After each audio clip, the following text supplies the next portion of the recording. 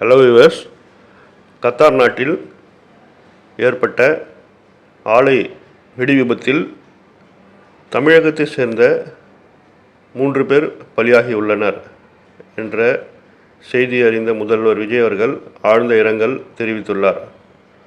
அதாவது, கத்தார் நாட்டில் உள்ள எண்ணெய் எரிவாயு ஆலையில் மிகப்பெரிய வெடி விபத்து ஏற்பட்டது. அதில் 12 இந்தியர்கள் பலியாகியுள்ளனர் என்ற விசாரணையில் தெரிய வந்துள்ளது. அதில் 3 பேர் தமிழர்கள் என்ற செய்தி வெளிவந்துள்ளது. இதற்கு தமிழக முதல்வர் ஆழ்ந்த இரங்கலை தெரிவித்துள்ளார். மேலும் பலியான தமிழர்களுக்கு தலா ரூபாய் 10 லட்சம் நிவாரணம் அறிவித்துள்ளார். மேலும் பலியான தமிழர்களின் உடல்களை மீட்டு கொண்டு வருவதற்கு தேவையான நடவடிக்கைகள் எடுக்கப்பட்டுள்ளதாக தமிழக சார்பில் அறிவிக்கப்பட்டுள்ளது.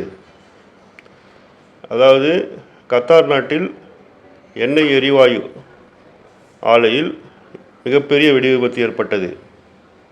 அதில் 12 இந்தியர்கள் பலியாகியுள்ளனர் என்ற அதிர்ச்சி செய்தி வெளிவந்தது. அதில் 3 தமிழர்கள் என்ற செய்தி அறிந்த தமிழ்நாட்டை சேர்ந்தவர்கள் சோகத்தில் ஆழ்ந்து உள்ளனர் என்பது குறிப்பிடத்தக்கது.